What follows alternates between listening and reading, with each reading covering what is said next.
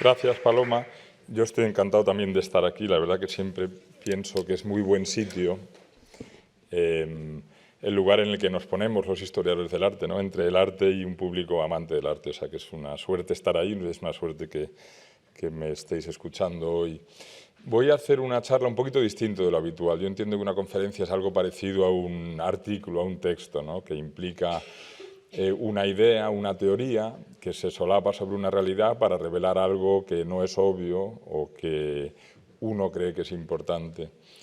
Lo que voy a hacer hoy es un poquito más parecido a una visita guiada. Vamos a recorrer las salas nuevas y voy a destacar algunos cuadros que me parecen especialmente interesantes o importantes. Comentaré también algunas otras cosas que fueron surgiendo según montábamos las salas, y antes de entrar en ellas os voy a contar un poquito la historia previa de cómo hemos llegado a estas nuevas salas de pintura flamenca, ¿no? Un par de cuestiones previas, quizás obvias. La pintura flamenca es, junto con la italiana, la que domina la producción del arte de la pintura en Europa en los siglos XV al XVII, XV y XVI muy claramente. Si una persona de dinero quiere comprar arte de calidad en cualquier sitio de Europa que no sea Italia y Flandes, entendiendo ese término como lo que hoy es Bélgica, estaba comprando pintura que se hacía en Italia o en Flandes, en el siglo XV y en el siglo XVI, básicamente. Y solo más tarde empieza a surgir talento local, ya sea en España, en Inglaterra, en Escandinavia, en Alemania, en Francia, en otros lugares, talento local que se inspira en principio en esas dos escuelas de pintura y que a partir de ahí crea escuelas propias. Cualquier gran museo del mundo, ya sea el Metropolitan, el Louvre, museo de pintura occidental, siempre estamos hablando de Occidente, cualquier gran museo de pintura de Europa o de Estados Unidos va a tener fundamentalmente pintura italiana y flamenca en los siglos XV y XVI, más pintura local en Francia francesa, en España española, etc. Pero siempre va a haber mucha pintura italiana y flamenca. Ahí es donde se producía, insisto, la mayor cantidad de pintura, entendida esta como un objeto de lujo hecho para las élites. Es normal, por lo tanto, que el Prado tenga una muy buena, muy grande colección de pintura flamenca. La tienen también todos estos otros museos. En el caso de España hay una razón añadida que explica que quizá tengamos la mejor pintura flamenca que hay. Quizá habría que discutir eso con el Louvre, Viena, Múnich, sobre todo esos tres museos. Esa razón es el vínculo histórico que une a España con los territorios flamencos, con los Países Bajos meridionales, con lo que ahora es Bélgica. Insisto en la dificultad de entender el término pintura flamenca, a menudo es confuso, pero pensar en eso como la pintura que se hacía básicamente en lo que hoy en día es Bélgica. Ese territorio durante los siglos XV y XVI, en gran parte de esos dos siglos, estuvo gobernado por la monarquía española, pertenecía a la monarquía española, era uno de los territorios que la formaban y estuvo gobernada por personas muy de la élite de esa monarquía, muy a menudo miembros de la familia real. El ejemplo más importante quizás sea Isabel Clara Eugenia, que gobierna desde Bruselas desde 1598 hasta 1631. Ella es hija de Felipe II y hereda esos territorios y los gobierna como princesa heredera, y también gobierna durante los años en los cuales en Madrid los reyes son su hermano Felipe III y su sobrino Felipe IV. O sea, que un lugar, digamos que una conexión privilegiada entre España y Holanda que justifica que en España, en el Prado, hay una colección pues especialmente importante quizá de pintura flamenca, siglos XV, XVI y parte del XVII. Siglos XV, pensar en Van der Weyden, por ejemplo. Siglo XVI, pensando en el Prado, pensar en Bosco y Patinir y Peter Bruegel el Viejo. Siglo XVII, pensar en Rubens y Van Dyck y Jan Bruegel el Viejo. Siglo XVII es de lo que vamos a hablar hoy, y solamente del siglo XVII.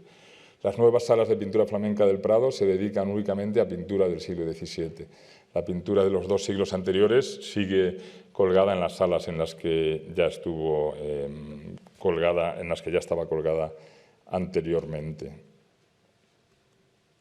Vamos a ver cómo... En el año 2010 llegó a las colecciones flamencas la actualización del nuevo plan museístico, que era consecuencia de la construcción de este edificio, del nuevo edificio del Prado, de la ampliación de los Jerónimos que llamamos. Al abrirse este edificio se pudieron reutilizar zonas del edificio antiguo, del edificio Villanueva, que antes habían estado dedicadas a muchas cuestiones, maquinaria, ventilación, talleres, almacenes también, restauración, etcétera. Quedaron muchos espacios vacíos en el edificio Villanueva y esos espacios se fueron acondicionando y colgando paulatinamente con distintas colecciones. La pintura flamenca fue la última que se recolgó a partir del año 2010. Algunos recordaréis lo que veis en esta imagen de la derecha, una exposición que hicimos, que llamamos Rubens 360.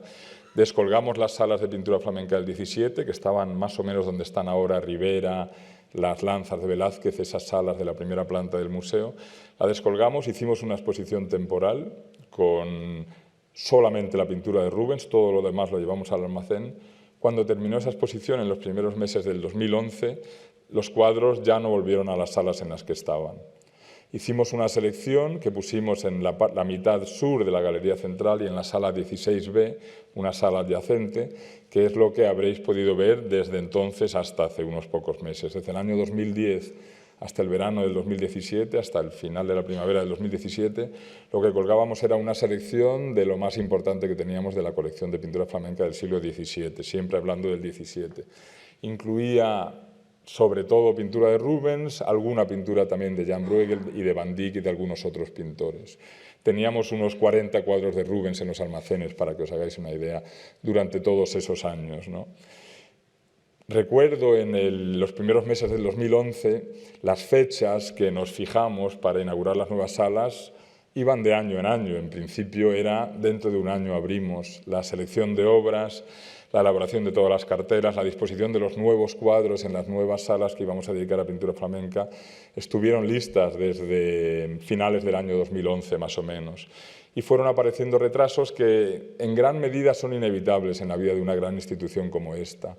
Tuvieron que ver en algunos casos con dar prioridad a la instalación de otras colecciones, eso es una cuestión que hay que elegir. Tuvieron que ver en algunos casos también con obras de un nuevo ascensor que hacía falta para acceder a la segunda planta, donde están las salas nuevas, que se encontró con cuestiones de edificio histórico que los retrasó enormemente. Y en última instancia, o en último caso, también la decisión hace un par de años de llevar el Tesoro del Delfín también a la segunda planta norte hizo que parásemos el trabajo que teníamos hecho para pintura flamenca y esperásemos a que se pusiese al día la rotonda que se ha dedicado al Tesoro del Delfín. Como os digo, es una de las cosas que quiero compartir aquí hoy con vosotros es lo que implica trabajar en un museo, ser responsable de estas colecciones, que es un trabajo, no os puedo decir lo maravilloso que es, pero es un trabajo con muchas limitaciones, es un poco el arte de lo posible, ¿no? Os voy a enseñar varias cuestiones también en las que, bueno, se podrían haber hecho las cosas de otra manera y algunas cuestiones también en las que os voy a enseñar cosas que todavía se podrían cambiar. Para que os hagáis una idea, ya que creo que lo conocéis todos, pero bueno, para que veamos dónde están estas salas nuevas, aquí veis un plano con las salas nuevas, veis este entrante aquí, ese entrante coincide con la puerta norte. Esta ventana que veis aquí es esta ventana que veis aquí es esta. Esa planta, segunda planta norte, es donde están 8 salas nuevas de pintura flamenca y holandesa, son 7 flamencas y una holandesa, todo siglo XVII, y el Tesoro del Delfín en la parte central. Como sabéis, la segunda planta del museo es una planta que solo existe en sus extremos norte y sur.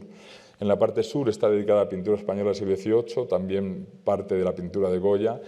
En la parte norte es la parte que hemos ocupado nosotros ahora.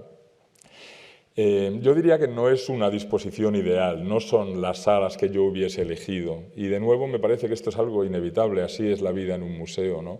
En un museo no se pueden disponer las colecciones de forma ideal, con un discurso continuo, tanto en el tiempo como en el espacio, juntando las pinturas de las escuelas que uno quiere juntar y disponiendo los cuadros cronológicamente a lo largo de varios siglos. Los espacios de este edificio, que es un edificio previo a la colección, no están listos para eso, sencillamente. Para encontrar un museo en el que se puedan colgar las colecciones de manera ideal, habría que hacer un museo, construir un edificio pensando en las colecciones. Eso existe en algunos sitios, pero no existe aquí. Es inevitable, por tanto, que haya fracturas, y una importante ahora se da en esta colección. La parte sur de la galería central de la primera planta, donde ha estado Rubens durante estos 8 años, sigue siendo una galería dedicada a Rubens de gran formato. Y la sala adyacente, que es una de las salas más bonitas del museo, espacialmente siempre lo ha sido, la sala 16B, ahora está dedicada a Jordaens y Van Dyck. Antes tenía una selección de pintura flamenca del 17. Esas salas, que han sido flamencas durante 8 años, siguen siendo flamencas. La colección que hay ahí la hicieron los mismos pintores en el mismo sitio, en el mismo momento que la que disponemos ahora en la segunda planta, con lo cual hemos partido esa parte de la colección en 2.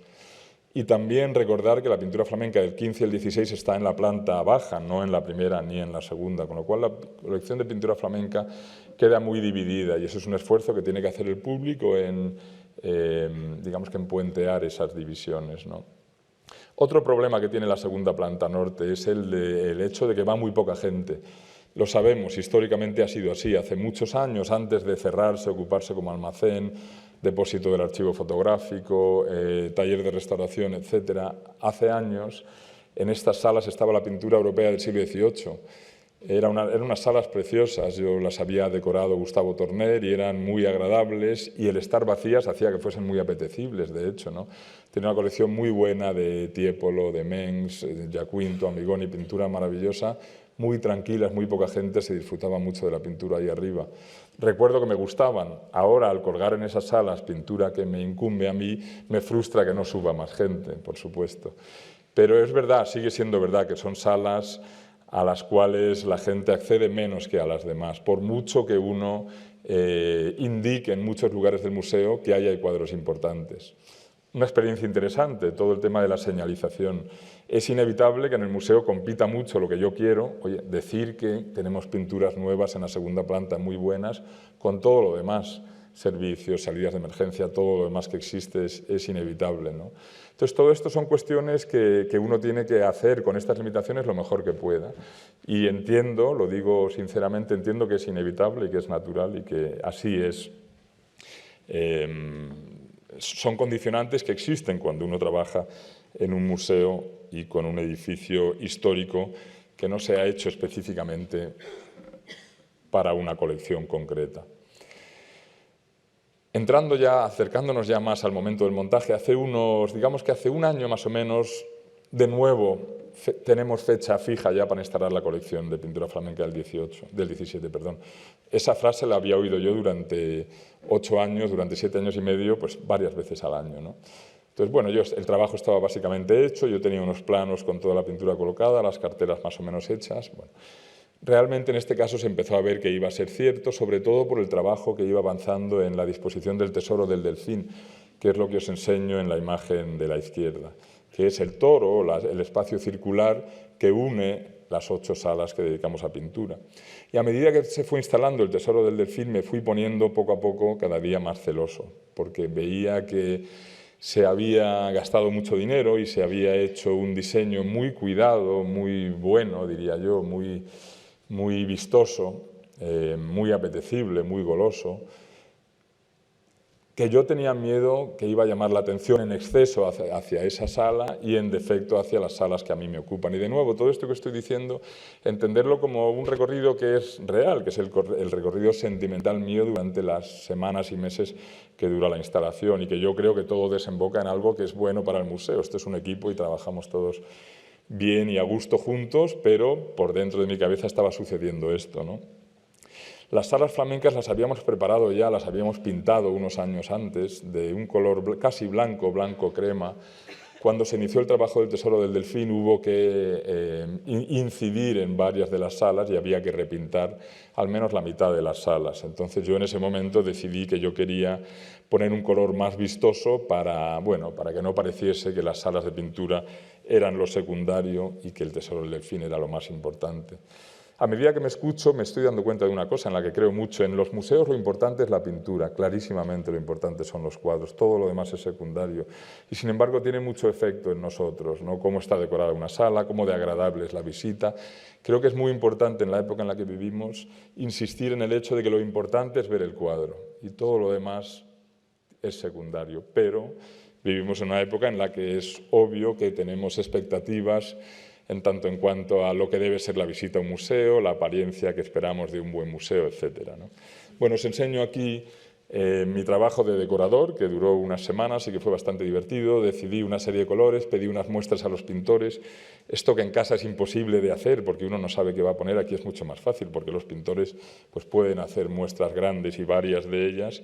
Y bueno, de estos colores elegimos algunos de los que al final yo me he quedado contento. Todo esto suena poco profesional, quizá lo sean, no sé. Tengo buenos colegas y he trabajado en otros sitios en los cuales hay decoradores que son quienes deciden estas cuestiones. Eso tiene su problema también, y es que a menudo los historiadores no están de acuerdo con su criterio. Es muy bonito, yo agradezco, la verdad, haber tenido yo la oportunidad de hacer esto yo mismo, consultando con mucha gente, de manera colegiada, obviamente, pero bueno, de haber tenido la capacidad de tener iniciativa en cómo queríamos que estuviesen las salas, ¿no? Lo que os enseño aquí es, bueno, para que veáis cómo quedaron a la izquierda una sala durante el montaje, y esta es una foto que he hecho esta mañana misma. Varias cosas a tener en cuenta para compartir con vosotros la experiencia. El zócalo y los marcos de las puertas son de un mármol blanco que no se puede cambiar. Con lo cual, ahí hay una limitación. También el color del suelo es de un mármol que tiene un tono, que es un tono crema, marrón, que tampoco se podía cambiar. Podíamos haber pintado el techo, no parecía lógico, ¿no? Pero el techo era blanco y parecía lógico mantenerlo así. Pero de nuevo, esto de elegir colores y de pensar en cómo debemos de decorar estas salas, qué aspecto debemos darle, pues es una cosa discutible, discutida mucho aquí dentro por nosotros, y que al final uno llega a un resultado y pienso que está bien y que muchos otros también lo hubiesen podido estar. El recorrido que voy a hacer con vosotros de las salas es un poquito confuso, y lo es porque las salas, tercer problema, son muy confusas, son un pequeño laberinto. Si muchos de vosotros habéis estado ya en ellas, lo sabréis. Yo lo que os recomiendo es que una vez arriba no os preocupéis de dónde estáis. No os preocupéis de seguir una secuencia de números, ni cronológica, ni de nada. Son todos cuadros. Está organizada estas salas por sala. Se puede ver una sala así, la otra no, no pasa nada. No hay una secuencia cronológica. No sé por qué esta sensación de laberinto ahí arriba, pero siempre ha existido. Uno cuando sube no sabe bien dónde está el sur, dónde está el norte, hacia dónde queda el resto de la colección. Es algo que sucede ahí arriba. En parte sucede porque, aquí veis este plano, se puede acceder a esta segunda planta norte por 3 sitios distintos. Se puede acceder por una escalera que está más o menos ahí. Se accede desde la planta baja o la primera planta. Sería el acceso más natural, quizá el más amplio, el más señorial. Si accede uno a esa sala, empieza por esta sala de aquí a visitar. Si accede por esta escalera, empieza a visitar la colección por aquí. La secuencia natural... No, perdón, lo estoy haciendo al revés, perdonadme. No, lo estoy haciendo bien, sí. El otro acceso que hay son 2 ascensores que están en el lado contrario de esta secuencia de 8 salas, aquí y aquí. Y como son 2 ascensores, cada uno te lleva a una secuencia de salas que empiezan en un lugar distinto. Para más confusión, en los planos de las salas veréis una numeración, como en todo el museo. Es una numeración muy antigua. Las salas del museo tienen números que son muy antiguos y que no tienen nada que ver con la disposición de la colección. Muchas veces en los 20 años que llevo yo aquí ya hemos pensado en cambiar la numeración del edificio y hacer que tenga una secuencia que tenga que ver con cómo se podrían visitar las salas. Eso es muy difícil porque también en los 20 años que llevo aquí hemos cambiado las colecciones 2 veces por lo menos, las colecciones enteras. Las colecciones se disponen de maneras diferentes y además nadie va a visitar un museo entero desde el número 1 hasta la sala 90 y pico que creo que tenemos, ¿no? Entender esta cuestión. No prestéis atención a los números cuando vayáis visitando salas, más allá de que os ayuden en un mapa a llegar a donde vais, a donde queréis estar. ¿Por qué no cambiamos todos los números? Pues porque por logística interna del museo sería un follón increíble, ¿no? Todas las cuestiones en documentos referentes a obras, ventilación, 1000 cosas que tienen que ver con la vida diaria de los museos se hacen con referencias a números de salas. Y si ahora los números fuesen todos diferentes, lo que siempre hemos pensado es que no compensa el esfuerzo de cambiarlo todo para el follón en el funcionamiento interno del museo que seguiría a hacer eso. Como veis, la sala de pintura holandesa, que es con la que voy a empezar, es un poco diferente en color que las flamencas. Lo es porque hay una sala holandesa y 7 salas flamencas. Son de un lugar diferente. Un poquito confuso también y difícil de explicar en los cortos textos que queremos incluir en las paredes del museo y en las cartelas de los cuadros. Un poco difícil de explicar la diferencia entre lo flamenco y lo holandés. Hasta el siglo XVI básicamente es lo mismo, a todo lo llamamos flamenco, porque todo era un mismo país, los Países Bajos se llamaban, que pertenecía a la monarquía española, y las ciudades importantes de todo ese país, donde se producía todo el arte, estaban todas en el sur, en lo que ahora es Bélgica. A partir de la independencia de la mitad norte de esos territorios de la monarquía española, cosa que de facto ocurre en la década de 1580, aunque legalmente no ocurre hasta los años 40 del siglo XVII, a partir de la independencia los historiadores hablan de 2 escuelas, la pintura flamenca, que es lo que se hace en el sur, igual que antes, pero surge una escuela nueva, que es lo que llamamos la pintura holandesa, que es lo que se hace en ese nuevo país.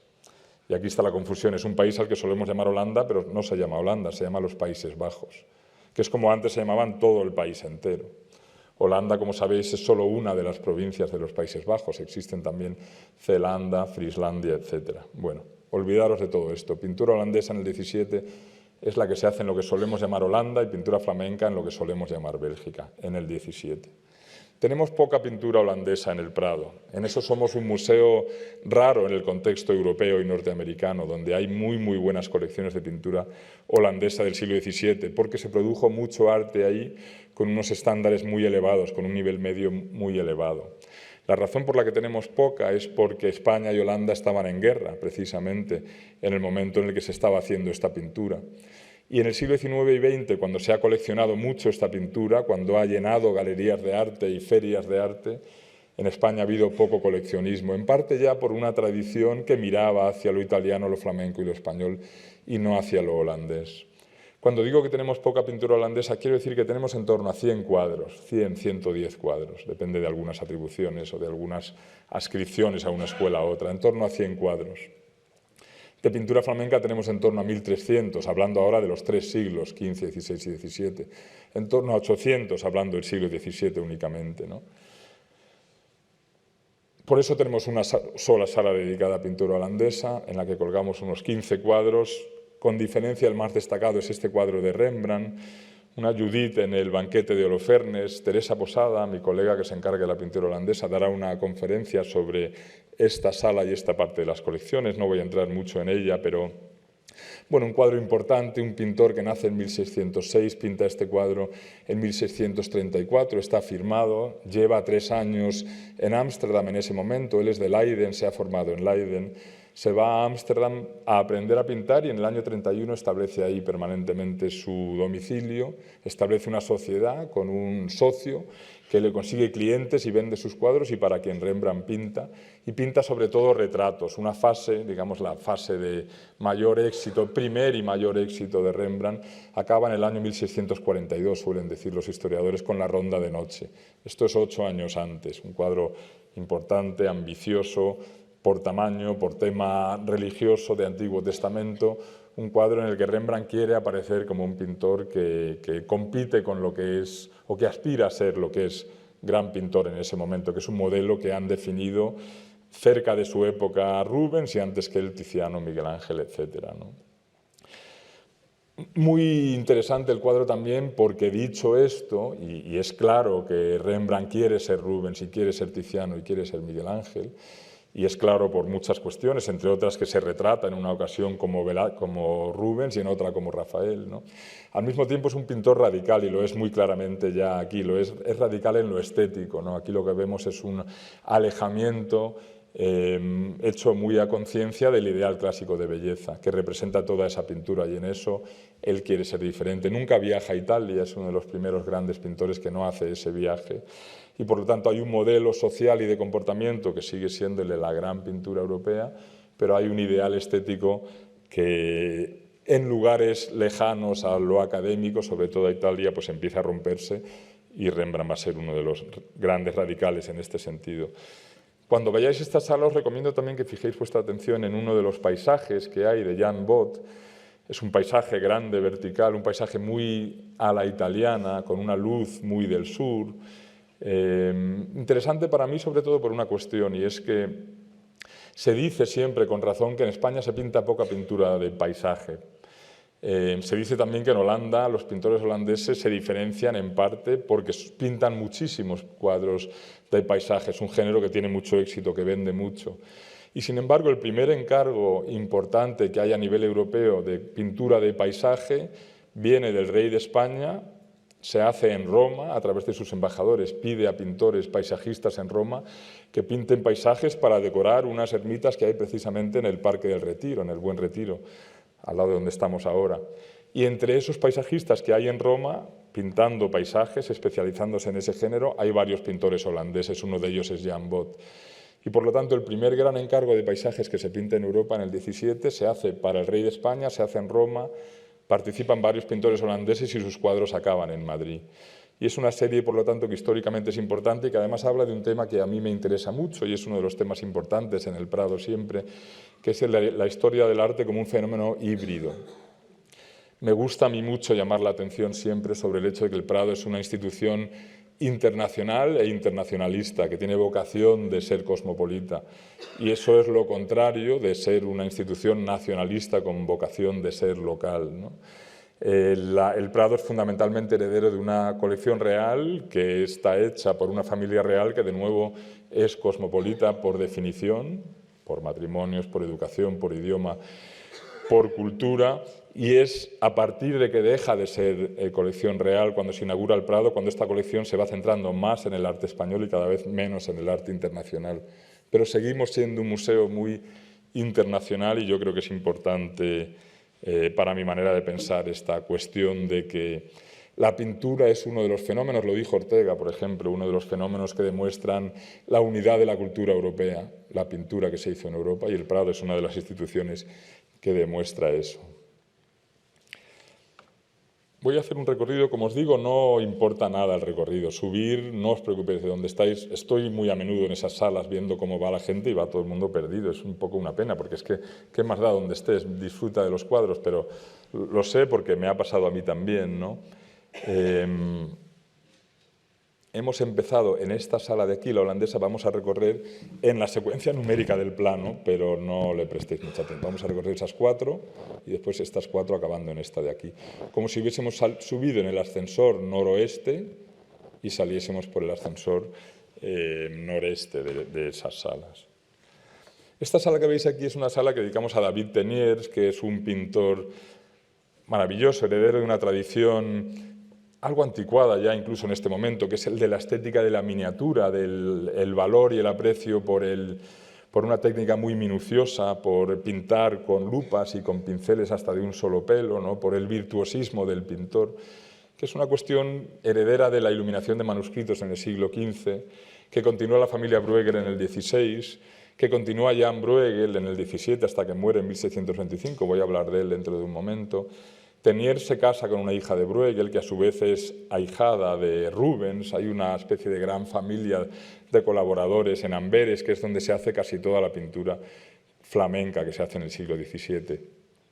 Y Teniers es un pintor fino, de mano fina y delicada, que es heredero de esa estética, que tiene mucho éxito, sobre todo en la corte flamenca, durante los años que él trabaja. Y nace 4 años después de Rembrandt, 1610, ingresa en el gremio en el año 30, creo recordar, en Amberes, 1630, y es pintor de corte del archiduque Leopoldo Guillermo, que es miembro de la familia de los Habsburgo, de la familia real española y austriaca, y pinta para él como pintor importante para una de las cortes importantes, sobre todo en lo que se refiere a mecenazgo artístico, ¿no?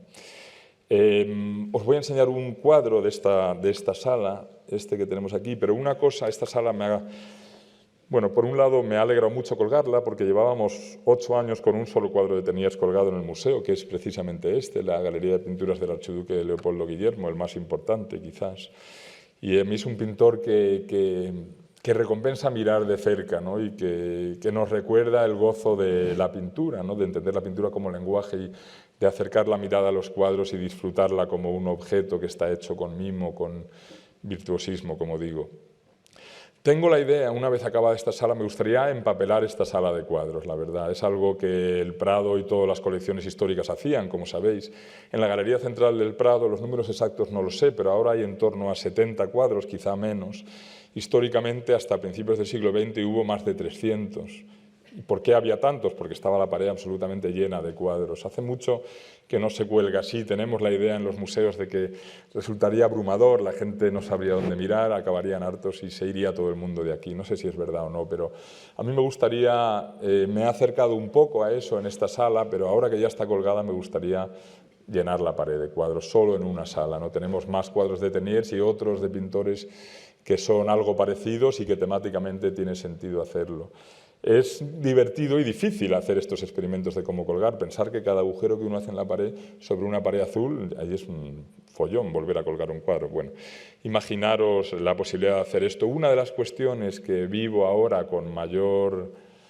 Frustración es una palabra excesiva, porque esto ha sido todo un placer, ¿no? Pero ahora que está todo colgado veo que habría hecho algunas cosas de otra forma, es inevitable, no se volverá a hacer ya hasta otra generación de conservadores que venga aquí, no vamos a volver a cambiar 8 salas de pintura con lo que eso implica para muchos departamentos del museo, comunicación, la gente que mueve, sobre todo es un trabajón enorme, ¿no? Entonces no lo haremos, se quedará como está, pero ahora veo algunas cuestiones que haría quizá diferente. Esto sí lo podemos hacer, que es añadir cuadros a esta sala y hacer que parezca una sala más como eran antes, y vamos a ver dentro de un... Bueno, aquí veis cómo eran antes, más o menos 1647, no estamos seguros de la fecha exacta. Sabemos que el cuadro está ya en Madrid, aunque pintado en Bruselas, en este caso, capital de los Países Bajos meridionales o españoles, que es como se llamaba lo que ahora llamamos Bélgica en ese momento. Sabemos que ha llegado ya al Alcázar de Madrid en 1653. Recordar que Velázquez pinta las Meninas 3 años después, en el 56. Velázquez es el conservador de la colección real, el que recibe los cuadros y los cuelga y decide qué hacer con ellos. Y es evidente la influencia de este cuadro en las Meninas, ¿no? La puerta al fondo, del pintor en el centro con otros, una serie de cuadros en las paredes. Bueno, es obvio que Velázquez es uno de los lugares de los que se alimenta. Leopoldo Guillermo, el conde de Fuensaldaña, uno de los personajes importantes de su corte, el propio Teniers, que está aquí, que tiene una relación muy estrecha como marchante, comprador de cuadros con la monarquía española en Madrid. Cuando compran cuadros en Londres, cuando le cortan la cabeza a Carlos I de Inglaterra, Teniers es quien va a Londres para comprar para Felipe IV, pero sin que se sepa muy claramente que está comprando para él, sino para Bruselas, porque no está bien visto comprar cuadros para un rey de otro rey a quien le han cortado la cabeza.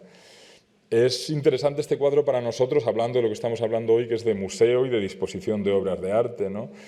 A menudo pensamos, o algunos pensamos, tendemos a pensar que los marcos dorados que vemos en casi todo el Prado hoy en día son marcos de colección real y que los marcos anteriormente, los marcos del Prado, muchos son o del 18 o siguen un gusto del 18, que era enmarcar la colección con marcos de oro.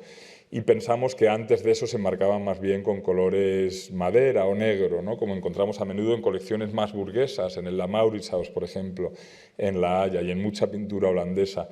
Pero este cuadro nos demuestra que eso no es así. El marco dorado es un marco de colección real o de gran colección archiducal, en este caso, digamos, desde al menos 1647 ya lo es, ¿no?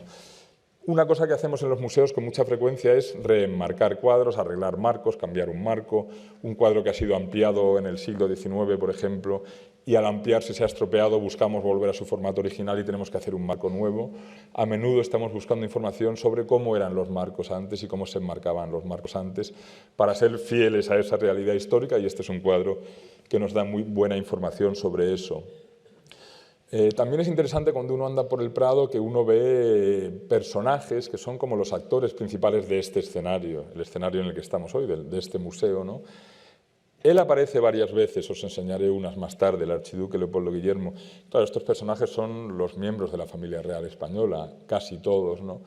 Ella es Isabel Clara Eugenia, la hija de Felipe II, a quien me referí antes, a quien pinta Jan Bruegel varias veces como una gran princesa, ¿no? Con un gran cuello, vestida muy elegantemente. Cuando murió su marido, Alberto de Austria, en 1621, ella ingresó en la Orden Tercera de San Francisco, se afeitó la cabeza, vistió de terciaria franciscana, como la veis aquí, y así permaneció durante los 12 años de vida que le quedaban, pero siguió gobernando los Países Bajos meridionales, lo que llamamos Bélgica, hasta ese momento. Persona muy importante para la carrera de Rubens, a quien mencionaré, creo, alguna otra vez, pero, por ejemplo, las descalzas reales, los tapices que hace Rubens para ese lugar, los encarga ella. Y, como os digo, tenemos bastantes imágenes en el Prado de ella, pero vestida de otra forma antes del año 21.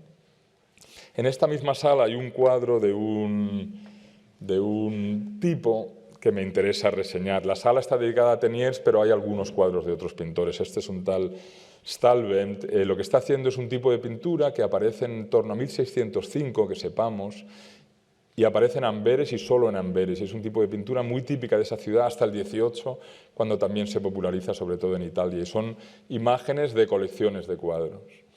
En este caso es la imagen de un coleccionista, quien desconocemos, una persona noble, flamenca, de Amberes, cuadros con marcos de colección de comerciante rico, no de colección real.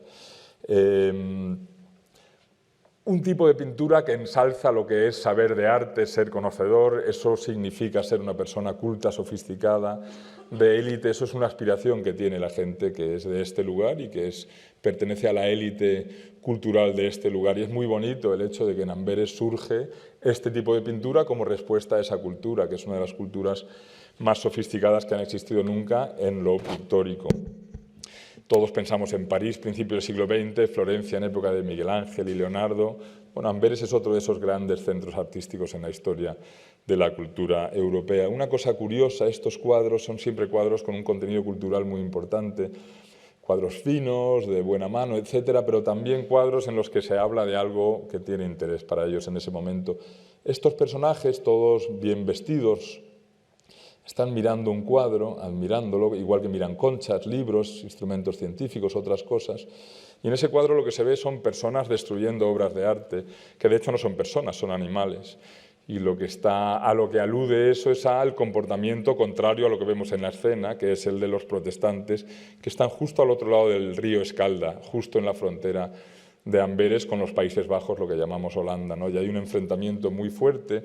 Amberes, los Países Bajos meridionales, Bélgica, es punta de lanza de la monarquía española en la lucha frente a ese norte protestante. Por eso no hay pintura holandesa en España, o por eso hay poco, y en pintura se dirime bastante esta especie de batalla ideológica, que lo es también de imágenes. Entonces es interesante recordar, cuando veáis pintura, veáis la colección arriba, que estamos viendo arte fino, consecuencia en este momento ya de 2 siglos de un desarrollo técnico exquisito, que es todo el Renacimiento, pero además es un arte que está al servicio de ideas que en ese momento le importan a las personas.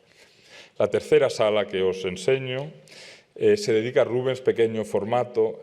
Rubens ha quedado muy dividido, desgraciadamente, entre el Rubens de gran formato que está en la galería central y las 2 salas que dedicamos a Rubens ahora arriba. Estas salas tienen un problema ahora mismo, que es un problema que es sintomático de cosas que inevitablemente pasan. Como sabéis, hemos dedicado una exposición a Rubens, pintor de bocetos, hasta hace unas pocas semanas. Esa exposición está ahora en Rotterdam. Rubens, pintor de bocetos, quiere decir Rubens pequeño formato, y en Rotterdam ahora hay 20 cuadros del Prado, en la exposición de Rotterdam, porque la hacíamos como socios. Con lo cual, cuando inauguramos esta sala, pues faltaban 20 cuadros, y ahora falta alguno menos, pero son salas en las que no está todo lo que va a estar. Pero hay que añadir a eso que todo lo que va a estar casi nunca está en las salas. Prestamos muchos cuadros, nos prestan muchos cuadros, hacemos muchas exposiciones. Pensar que todo lo que hacemos nosotros, el equivalente lo hacen todos los demás museos del mundo que son activos, que no son tantos, pero son una docena de socios a lo mejor. Entonces nosotros somos grandes prestadores, igual que somos grandes prestatarios. Eso es inevitable y es así.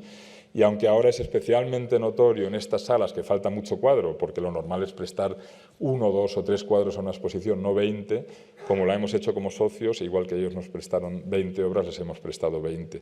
Bueno, si subís aquí vais a ver que ahora es distinto de lo que será a finales de enero, cuando vuelvan algunos de estos cuadros.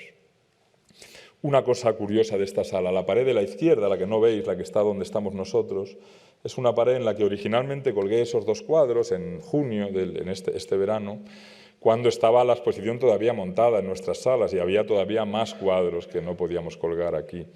Y colgué dos cuadros que siempre han sido una parte importante de esta colección, María de Medici y su hija política, Ana de Austria.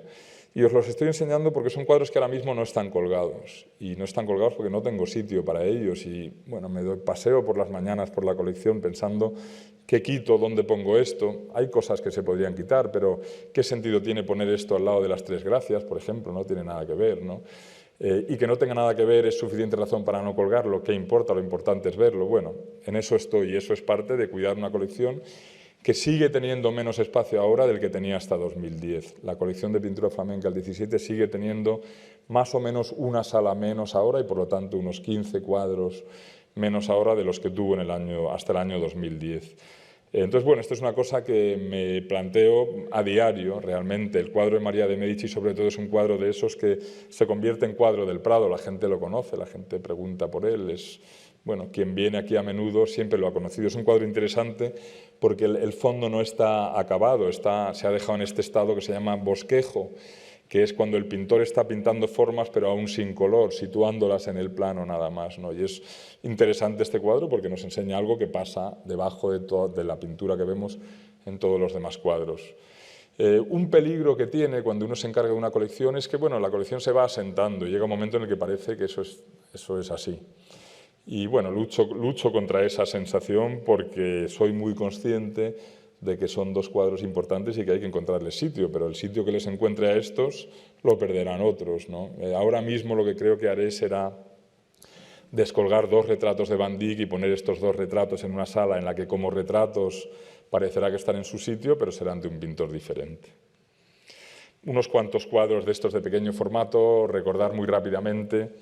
Rubens, pintor de bocetos, en la exposición lo que queríamos contar es que antes de Rubens se pintan bocetos, no se dibujan, sino se pintan muy pocas veces, entendiendo un boceto como un cuadro hecho en preparación para otra cosa, cuadro, tapiz, lo que sea, pero hecho en preparación, no un producto final.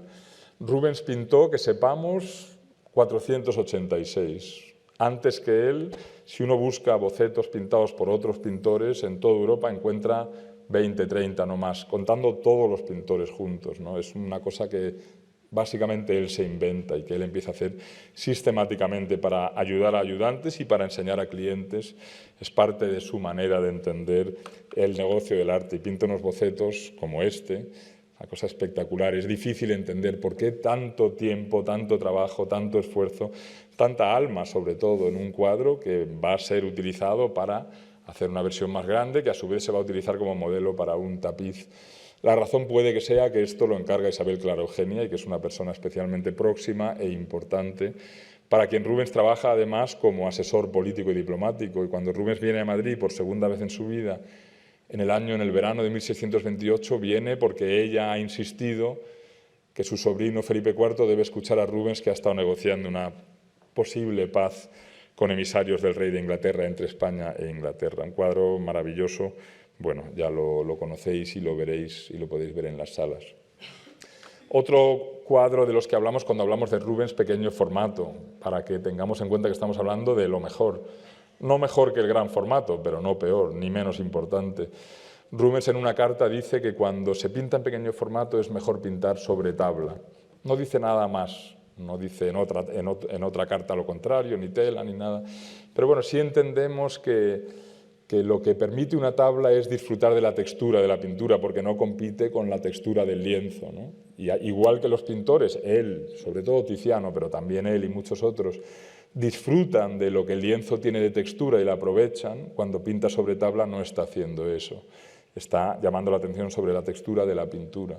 Entonces, eso debe ser lo que él está diciendo cuando en esta carta dice eso, ¿no? Este cuadro lo conocéis, es una cosa así. Un cuadro que él tiene en su colección cuando él muere, en 1640, muere en mayo, se pone a la venta su colección. El mayor comprador en esa colección es la persona que con mucha diferencia ya tiene más cuadros de Rubens de toda Europa, que es Felipe IV, que está completamente obsesionado con el pintor en este momento. Y compra a la viuda y a los hijos de Rubens varios cuadros que él tenía en casa. Para sí mismo, bueno, nunca tenemos clara esa idea. Lo normal yo creo que es pensar que Rubens tenía más de 300 cuadros en casa, en torno a 170 cuadros de su propia mano, ¿no? Lo normal es pensar, yo creo que él tiene muchos cuadros y los puede vender o no. Viene gente a casa, los ve. Rubens se ha convertido en una de las cosas que se visitan cuando uno visita Amberes, ¿no? Estos cuadros este cuadro es maravilloso también, esta suculencia de los colores, ¿no? del tema pastoral, el amor que se vive en plenitud en una naturaleza que en primavera incita al deseo, y el deseo es procreación y es sexo y es amor, y esto es motor de vida, y así entiende Rubens la vida y la naturaleza, y esta franqueza sexual es una parte muy importante de su pintura y muy importante, por lo tanto, también de nuestra colección. Un cuadro muy divertido que tenemos también colgado en esta sala es un paisaje que también compra el rey Felipe IV a los herederos de Rubens, de su colección. Y es interesante porque el paisaje lo pinta otro pintor, un tal Paul Bril, que es un paisajista de mucho éxito en Roma a principios del siglo XVII, flamenco. Rubens compra el cuadro, no sabemos cuándo, lo tiene en su colección, y después de 1625, eso lo sabemos porque hay una copia anterior, después de 1625, él repinta el cuadro, lo transforma, algo que ha hecho con algo de frecuencia, lo hace en la Adoración de los Magos del Prado, por ejemplo, que era un cuadro ya pintado, pues lo repinta cuando se lo vuelva a encontrar 20 años después. Rubens compra dibujos de pintores italianos y en esos dibujos cambia una mano, cambia el cuello de un caballo, cambia la posición de un ángel, es como que tiene una creatividad que le impide meterse las manos en los bolsillos, ¿no? O no hacer algo con lo que está viendo, lo hace muy a menudo, sobre todo en dibujos, a veces también en cuadros. Este paisaje de Paul Bril originalmente era un San Jerónimo, se ve un poquitín ahí el paño de rojo de San Jerónimo, sabemos que lo era porque hay una copia, pero también porque hemos hecho una radiografía de este cuadro y sabemos que debajo es igual que la copia. Rubens quita San Jerónimo, pone a Psique, pinta un águila que es Júper y pinta una historia que viene de las Metamorfosis de Apuleyo, de la primera novela, que es la única novela que se conserva de la Antigüedad, que es un libro muy conocido en el Renacimiento y en el Barroco. Lo tenéis que ver de cerca en sala, pero si os fijáis, ahí hay un cambio de tono, justo ahí. Ahí empieza lo que ha transformado Rubens, que transforma toda esta zona. Imaginaros que normalmente esa roca llegaría más a la derecha y Rubens ha ampliado el paisaje. Toda esta zona de aquí la repinta, añade esta zona de agua aquí. Uno tiene la sensación de que hay más vida de repente, que el río tiene más energía, ¿no? Añade parte de estos dragones y, bueno, miradlo lo más de cerca que podáis, que os dejen los vigilantes, que hacen su trabajo cuando no os dejan. Pero veréis que hay claramente dos manos distintas y es Rubens viendo una escena y de repente motivándose porque él conoce el texto de Apuleyo en el que se dice que Venus ha castigado a Psique porque Psique ha enamorado a Cupido y la hace hacer cosas imposibles, como ir a un lugar en unas enormes rocas que parecen fauces y unos ruidos infernales que parecen salir del Hades, y ahí tiene que rellenar una copa con agua de la laguna Estigia. Y Júpiter es quien viene a ayudar a Psique a hacer esto. Y uno tiene la sensación de que Rubens debió ver el Paul Bril en su colección, lo conoce, lo está viendo, lee a Apuleyo y dice, en este cuadro está esta historia. Entonces decide quitar a San Jerónimo y pintar a una historia diferente. Pintura e ideología de la antigüedad clásica. Eso es Rubens fundamentalmente, es un antiguo en el sentido de la antigüedad, de esa manera de entender la vida. Pero también Rubens pinta cuadros como este para el Marqués de Leganés. Es el número 4 de su colección, veis hay un número 4 en la parte inferior derecha. Este es un cuadro, aparentemente una guirnalda preciosísima, pintada por Jan Bruegel el Viejo, el amigo de Rubens, de quien vamos a hablar un poquito más tarde.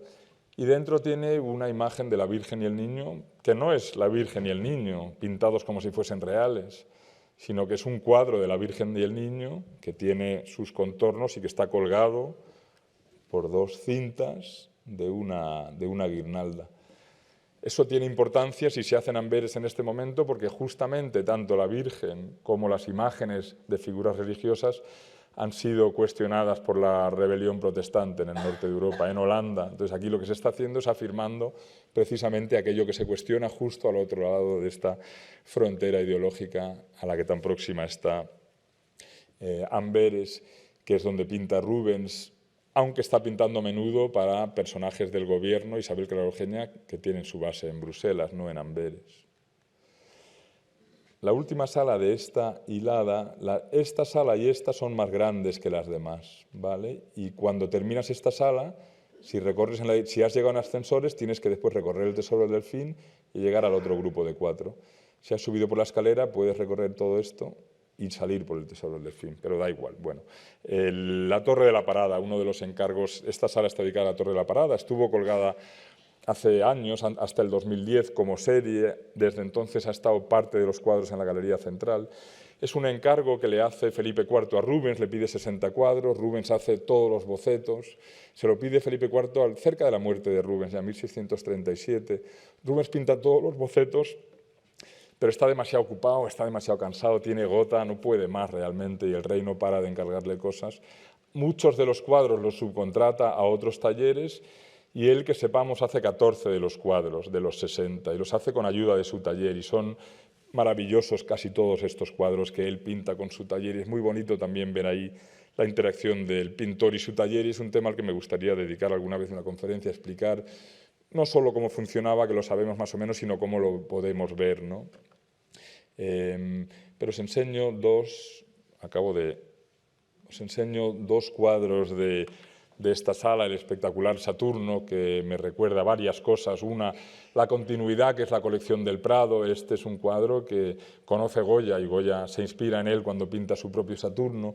Me recuerda también que Rubens pertenece a estas redes de corresponsales, de gente que se envía correspondencia y van formando cultura en Europa y así aprende sobre un telescopio que creo recordar que es 1606, ha hecho Galileo en Italia, ha hecho un telescopio más grande que los anteriores que permite ver las estrellas y los astros mejor que antes y permite que se vea, por ejemplo, que Saturno son 3 estrellas y no una. Ahora sabemos que no son 3 estrellas, sino que es un planeta rodeado de un anillo, pero en ese momento por primera vez parecía que eran 3 estrellas. Y Rubens debe tener noticia de esto y es la primera persona que lo pinta. Y esto es típico de cómo funciona y se transmite la información en ese momento. Un cuadro espectacular de coreografía clásica, de cómo contar algo, aunque ese algo sea intangible y abstracto, sea dolor, sufrimiento, sufrimiento paranoico quizá o miedo paranoico, todo contado a través de pura coreografía, ¿no? De énfasis, de posición, del apoyo en la pierna derecha del personaje. Bueno, una maravilla de cuadro me parece. En esa misma sala, en una vitrina central, están los pequeños bocetos que pintó Rubens para esta serie. Ahora mismo 4 de ellos están en Rotterdam, veréis la vitrina un poco vacía. Fijaros también cuando subáis que la vitrina está en un sitio un poco raro, no sé, la hemos puesto en el sitio lógico, en la misma línea que marca la puerta de entrada, pero no ha quedado bien, no sé, hay que moverla para un sitio u otro. Pensar es problemas divertidos que tiene uno si tiene la suerte de ser el encargado de esta colección, ¿no? Esto es una tablita minúscula y es maravillosa también. Quiero enseñaros, o quería llamar la atención sencillamente sobre lo delicado que es este pintor de gran cuadro, ¿no? Fijaros lo bonito que es el velo y el pelo en la parte de la cara, lo bueno que es Rubens también pintando caracterizaciones, ¿no? Pintando rostros y expresiones que nos hacen a nosotros sentir carácter. Es bonito también, si os acercáis y veis estos bocetos que no tienen marco, los desenmarcamos a propósito para que se pudiesen ver bien, ver de cerca, ver como herramientas de trabajo, aunque claro, al desenmarcar tienes que meter en vitrina para proteger con cristal. Entonces, de nuevo, son todo cuestiones que vamos trabajando.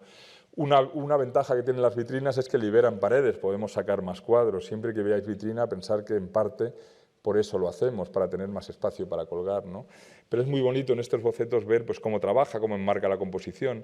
Hay un pequeño agujero hecho con un compás justo en el centro, que es un agujero que si tú haces una copia de este cuadro, una fotocopia de una foto, y marcas un compás en ese punto y trazas un círculo, verás que el círculo pues, tiene mucho que ver con definir la composición o dónde quedan las piernas o la cabeza, etc. Bueno, es bonito ver estos bocetos pensando en herramientas de pintura como pinta este pintor. Pasamos a la otra secuencia, otra sala grande, paisajes. Os enseño esta foto para que veáis el tamaño de los cuadros que tenemos aquí, el tamaño de este, que es el que os quiero enseñar. Un cuadro muy peculiar, muy interesante, que he tenido muchísimas ganas de colgar desde hace muchos años, que es parte de una serie de 5 cuadros y solo colgamos uno, ahora os enseño otro. No, bueno, sí es más pequeño que esto, pero no muchísimo más, es muy grande este cuadro. Esto lo encarga Isabel Clara Eugenia en Bruselas en 1616 para conmemorar una serie de procesiones que se hicieron en la ciudad un año antes, en 1615. Y todos los cuadros están firmados y fechados en la parte inferior izquierda y firmados por un pintor que no es más que una de las manos que reconocemos en los cuadros. Entonces él debe ser el pintor que ha conseguido posicionarse en el sentido profesional de la palabra, porque claramente reconocemos varias manos, algunas incluso yo diría que mejores pintores que Van Alslot, que es el pintor que firma, pero él es el que firma y el que figura en todos los inventarios. En este caso son cuadros muy, curiosamente, muy trabajados para lo grandes que son. Cuando subáis a sala y los veáis de cerca, fijaros que en casi todas las figuras podréis ver que hay cambios, que la mano estaba en otro sitio, que el sombrero estaba, que ha movido el brazo, que el pintor ha ido trabajando con mucho cuidado a cada cosa y los cambios se ven si lo veis muy de cerca. Aquí está la corte de Bruselas con los archiduques en una procesión religiosa y es divertido ver lo que pasa por aquí, ¿no? Y uno aprende mucho sobre vida entonces, no sabemos cómo era la vida entonces, pero los pintores ejercían su fantasía sobre esa realidad, con lo cual es una realidad a la que llegamos indirectamente a través de la pintura, pero aquí hay una mujer con una tarta, por ejemplo, que la está llevando a algún sitio. Esto está lleno de parejas mirando, hablando, flirteando en muchos casos. Bueno, hay todo tipo de actividades que os recomiendo que os paséis un rato delante de este cuadro y lo veáis. Estos cuadros que encarga Isabel Clara Eugenia los envía a Madrid y encarga otra serie completa que se queda en el Palacio en Bruselas. Están mandando constantemente cosas a Madrid porque es de donde es la familia, pero también porque quieren que entiendan, digamos, que el éxito de su gobierno, ¿no? El hecho de que su gobierno implica una sociedad que vive en paz y en armonía. Tiene algo de propaganda, yo creo que es una palabra excesiva, pero de mandarle a mi sobrino el rey, en este caso mi hermano el rey Felipe III, imágenes de lo que pasa por aquí. Es fascinante, apasionante de verdad la correspondencia de Isabel Clara Eugenia con su hermano y con el duque de Lerma, está toda publicada en un libro hace ya mucho tiempo, en la que habla de 1000 cuestiones, como por ejemplo, te asombraría ver lo verdes que son los prados, o tendrías que venir aquí a cazar por la abundancia de animales que hay, y cosas de ese tipo. Le comenta sobre los quesos, las vacas, los peces, 1000 cosas, ¿no? De una mujer que es una persona apasionada, intensa, que disfruta de contar que está viendo cosas diferentes en un lugar diferente. Bueno, un detalle en el que veis un poco más, pero bueno, subir arriba y lo veréis mejor, obviamente. Otro de los cuadros de la serie, que está en depósito en el Ministerio de Asuntos Exteriores, es un depósito que podemos levantar cuando queramos y colgarlo, no sé bien qué hacer, ¿no? Había que quitar otro cuadro de la sala. Bueno, a mí me gustaría colgar al menos 2 de los que tenemos. No tenemos que hacerlo ahora, podemos hacerlo en un año, en 2 o en 3. Bueno, podemos también cambiarlo, traer el otro y prestar este a Asuntos Exteriores, ¿no? No lo sé, yo creo que estaría muy bien tener los 2, la verdad, y a mí me gustaría tener suficientes salas para tener los 2. Pero durante años en la vida interna del museo, no sé si aquí hay alguien del museo, pero he sido el pesado de las salas flamencas y bueno, ya lo que me van a dar ya lo tengo, lo que nos van a dar a todos ya lo tenemos, ¿no? En esta misma sala hay una serie de cuadros de batallas que fue una especialización, una cosa que se inventó Jacques Callot, muy interesante, se lo inventó en grabados, se inventó una manera de hacer con geógrafos y geómetras, de hacer grandes escenas topográficas de victorias militares que después él iba y vendía a distintos nobles de Europa, ¿no? De eso habla mucho, por ejemplo, Lope, de la victoria de la batalla de Breda que hace Callot. En esos grabados que hace Callot también se inspira a las lanzas de Velázquez, que en su parte trasera es una especie de topografía militar de este tipo. Pero directamente en ellas se inspira un pintor que se llama Snyders y las pinta en varias ocasiones para mucha gente en Europa, pero en varias ocasiones para el rey de España, y varias de estas batallas las colgamos en la sala de paisajes. Cuadros de los años 50, mediados de siglo, dos escenas de guerra entre la monarquía española y Francia, una en Gravelinas y otra en Aire-sur-Lys, no importa dónde son. A mí lo que me gusta mucho, de nuevo, cuadros para ver muy de cerca. Me parece muy interesante el desafío para un pintor que quiere hacer documento, topografía, mapa, algo muy del gusto militar y del rey, y a la vez quiere hacer, digamos que, escena costumbrista, realidad de vida en la guerra, ¿no? Entonces están muy documentados todos estos cuadros, están llenos de números, los números explican qué parte de la batalla fue, qué está sucediendo. Aquí hay un cartelino, una especie de un papel pegado, pero como si estuviese pegado desde fuera del cuadro, pero está pintado explicando lo que son cada uno de esos números. Estos son tropas españolas que van entrando a la ciudad. Si lo veis de cerca, los españoles van de rojo, llevan bandas rojas, los franceses con bandas azules. Los comandantes, los demás no llevan uniforme, pero veréis que la primera fortificación ya la han pasado y la guerra está ahora entre la primera fortificación y la segunda. Muy bonito en este cuadro para mí, sobre todo el desafío, esta tensión entre documento y arte. Y eso es lo que tenemos que entender gusta al pintor, ¿no? Y lo vemos aquí, ese es el momento en el que eres artista, esta ilusión de profundidad frente a la ilusión de realidad que también es ilusoria. Y a la vez aquí arriba, esto es lluvia. Y es tengo debilidad un poco por este esfuerzo en un tipo de imagen en la que es especialmente difícil porque esto vende, porque lo cuelgo yo en mi palacio y es una gran batalla que he ganado. Este es precioso, es una de las pocas escenas invernales de este tipo. Es muy bonita la gama de colores. En este caso, si no recuerdo mal, lo que estamos viendo son tropas francesas que ya han perdido el sitio, están saliendo, veis banderas azules aquí. Si vais entrando, en este caso, aquí están las tropas españolas formadas, siendo testigo de cómo van saliendo de la ciudad las tropas francesas. Hay cuadros de este tipo en el que uno ve todo tipo de batallas y cuestiones. 2 salas dedicamos a naturalezas muertas. Voy a extenderme unos 10 minutos más o así, que llevamos más o menos una hora, un poquito menos. 2 salas que dedicamos a pintura de naturalezas muertas y animales, y en una de ellas os planteo un problema interesante. Una cosa que pasa aquí en la vida de una persona que trabaja en el museo es que, bueno, van pasando los años y hice una exposición hace años sobre Patinir y un libro sobre Patinir, y Patinir, bueno, se convierte en parte de mi memoria de mi vida en el museo y de mi especialidad como historiador del arte. Y después hice otra sobre Van Dyck joven y otra, etcétera. Una de las que he hecho es sobre Clara Peters, que recordaréis muchos de vosotros, ¿no? Hace poco, 3 años debe hacer, no mucho más, ¿no? Una exposición que fue muy divertido para mí trabajar en ella, sobre todo por el recorrido que supuso para mí escribir el libro. La intención que tenía al principio, lo que pude hacer al final, lo que aprendí haciéndolo sobre todo, porque era un tema del que no sabía y disfruté muchísimo.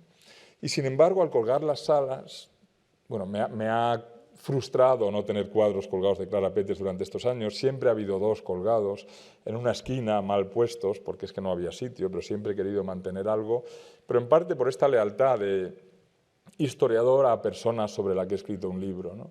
Hay otros pintores que también lo merecerían, pero uno sí que se forma un vínculo o uno sabe qué contar sobre estos cuadros. Ahora que hemos ganado salas y que dedicamos una sala a este tipo de pintura, no he podido imaginar nada, no he solucionado el problema de cómo colgar este espectacular bodegón de Adrian van Utrecht, otro pintor más o menos un poquito posterior a ella, cómo colgarlo en estas salas sin hacer que relegase a los 4 de Clara Peters a un sitio aparentemente secundario. Y no he conseguido hacerlo. Una solución obvia era en la pared central, que es esa, poner los 4 Peters y poner el Van Utrecht en una pared lateral. Y al hacer eso hubiese mandado 2 cuadros más a los almacenes, ¿no? Entonces, bueno, a lo que voy con esto es a que entendáis que ganas por un lado, pierdes por otro. Otra persona posiblemente lo haría de manera diferente, a lo mejor, bueno, haría efectivamente lo que yo he dicho o quitaría de Clara Peters.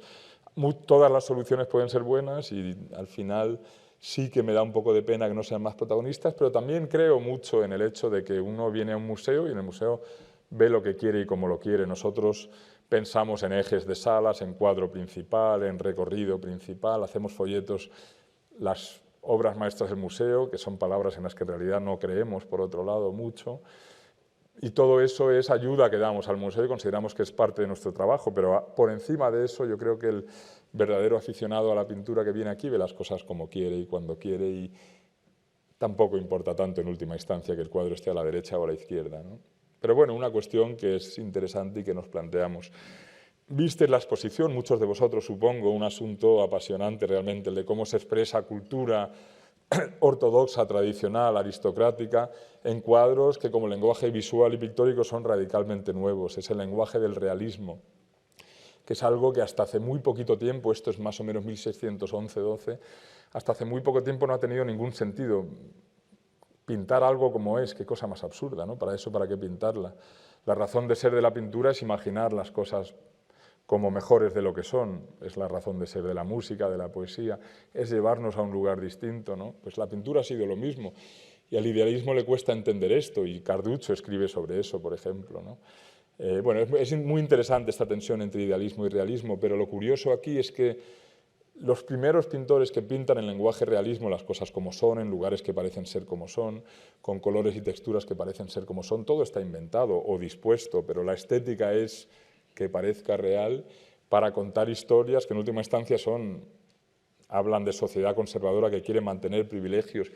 Digo eso porque esto es porcelana china de coleccionismo caro y elevado, de familia cosmopolita. Digo eso porque esto es un gavilán, es un ave rapaz que se usa para cetrería en espacios para ciegos pequeños, no con partida de caza que sale con caballos al campo, que es para lo que se utilizaría un halcón, sino para aprender a cazar o cazar en círculos pequeños. Isabel Clará Eugenia es muy apasionada de la caza y de la cetrería, escribe sobre ella en algunas ocasiones.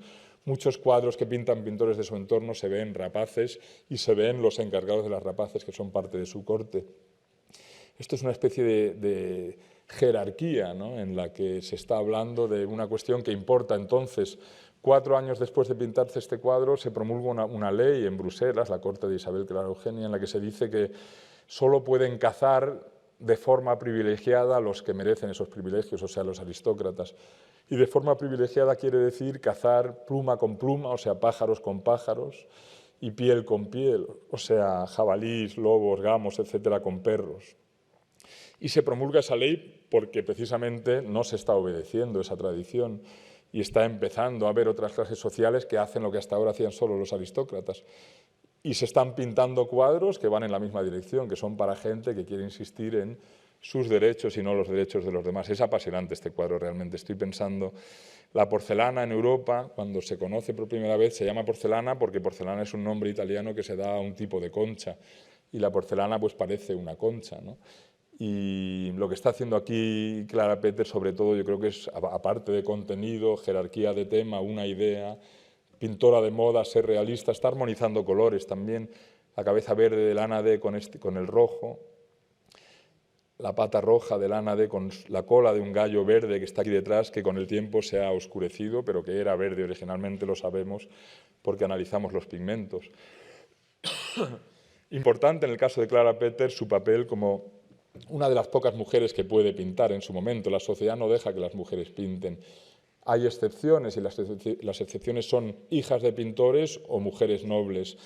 No fui capaz de encontrar información sobre Clara Peters al hacer este trabajo. No sabemos si ella es hija de pintores, no sabemos prácticamente nada de ella. Al poco de hacerse la exposición, vino a mí un archivista de Amberes y me dijo que tenía bastante información de personas que probablemente fuesen ella. Y eso es una cosa importante de hacer una exposición y un libro en un museo como este que tiene mucha visibilidad, y es que de repente el tema se convierte en un tema que emerge, ¿no?, y al que se dedica más atención y del que va apareciendo más información. Y publicamos un artículo en el Boletín del Prado al año siguiente a hacer la exposición con bastantes datos biográficos de ella que no estamos seguros de que sean ciertos, pero que son probables y que en cualquier caso es más de lo que sabíamos hasta entonces. Os hablaba de lo de ella como mujer pintora porque ella es uno de los pocos casos, algunos hay pero muy pocos, que pinta pequeños autorretratos de sí misma reflejados en algunos objetos metálicos. Esos puntitos blancos que veis ahí, si los veis en sala, y respetuosamente acercaros todo lo que podáis, y veréis las caritas, es la carita de ella, al derecho y al revés, según esté en una parte cóncava o convexa del objeto. Yo creo que es ella buscando ser vista, ¿no? Al menos es inevitable verlo así, siendo mujer pintora en ese momento.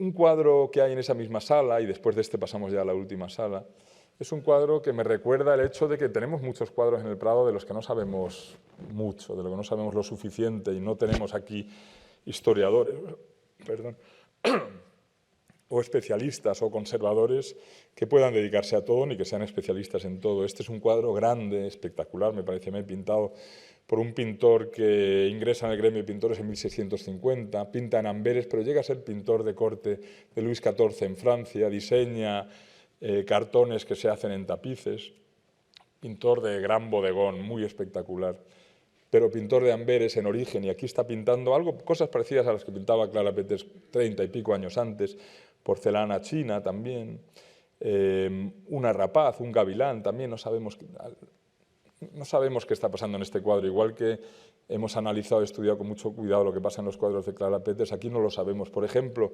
aquí vemos el centro seco de varias amapolas, flores de opio. ¿Qué tiene esto que ver con el resto? Aquí vemos un personaje extraño, sonriendo, mezclando vino o algo que tiene color vino con agua. A lo mejor es una infusión que tiene que ver con el opio o está mezclando vino con agua, no sabemos. A lo que voy es que, Bueno, hay mucha pintura en el Prado que está esperando un artículo, un estudio, a que alguien le dedique estos 6 meses o un año o lo que sea, y que tenemos muchas cosas que aprender y que normalmente lo que colgamos es lo mejor y lo más famoso, pero hay cosas que colgamos de las que no sabemos mucho y hay muchas cosas que no colgamos de las que no sabemos mucho. La última sala de la que quiero hablar es la de Jan Bruegel el Viejo, este personaje de quien he hablado varias veces, un pintor. No hay ningún pintor mejor que este, en mi opinión, nunca lo ha habido.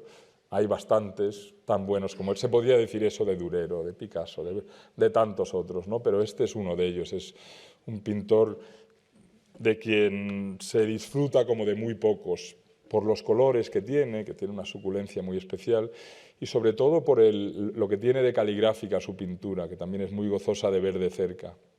Como él pintaba también de cerca con pequeñas lupas y instrumentos de distintos tipos.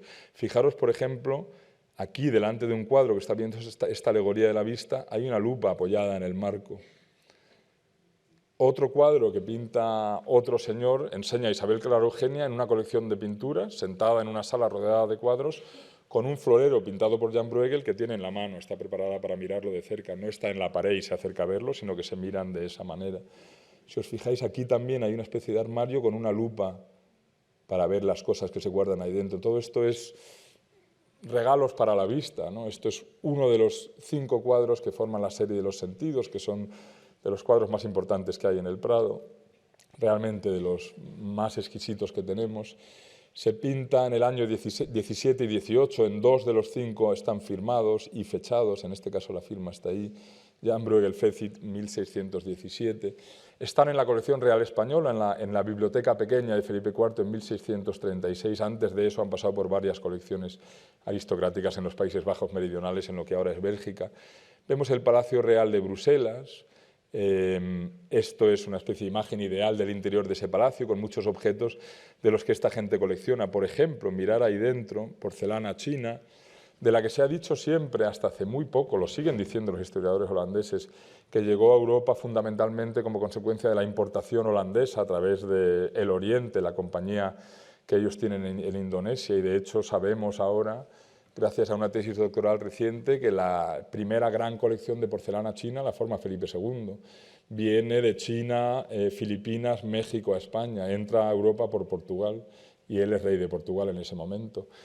Los cuadros que pinta Clara Peters, que tienen porcelana china, los pinta, ella no es holandesa, está pintando en Amberes, los pinta en Amberes porque han llegado desde el Palacio Real Español.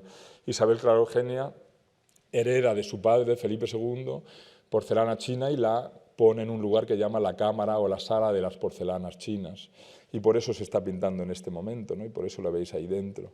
Bueno, el cuadro es una joya como pintura, pero también como documento, ¿no? De cómo son las cosas, ¿no? De cómo se enmarcan los cuadros, cómo se guardan algunos sin enmarcar, bueno, 1000 cosas, ¿no? Una cosa espectacular, espléndida. Os quería enseñar, ya casi para acabar, un detalle de otro cuadro de Jan Bruegel que está en la sala. Mide 35 centímetros, es un cuadro pequeño, como casi todos los suyos, y os lo quiero enseñar simplemente para animaros a mirar de cerca, ¿no? Fijaros lo gozoso que es recorrer el paisaje con la vista acompañando al pincel del pintor a medida que él lo va haciendo, cómo consigue distancia. Fijaros lo bonito que es también entender cómo cada una de las mechones de hojas de este roble está pintado con el pincel presionado sobre la tabla, en este caso. Es interesante aquí, cuando uno ve de cerca, puede incluso ver cosas como aquí de repente no hay nada. Eso tiene que ser un problema de restauración, no puede ser otra cosa. Aquí se ha limpiado este cuadro en exceso. No sabemos cuándo. Este cuadro se habrá limpiado muchas veces en el siglo XVII, en el XVIII, en el XIX y en el XX, ¿no? Pero claramente aquí habría una recesión en profundidad, lo mismo que hay aquí, conseguida con mínimas capas de pintura, veladuras muy, muy transparentes, y eso es muy fácil de limpiar en exceso, y si se hace todo esto, se convierte en plano de repente y dejamos de verlo como profundidad. Bueno, es un cuadro delicioso, como lo son todos los cuadros de este pintor.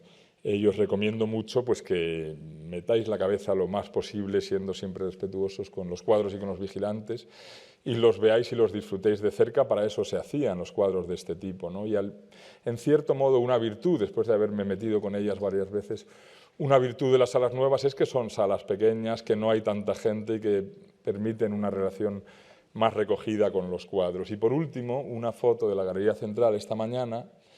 Estaba muy lleno el museo hoy, pero no a las 10:05, que es cuando hice esta foto.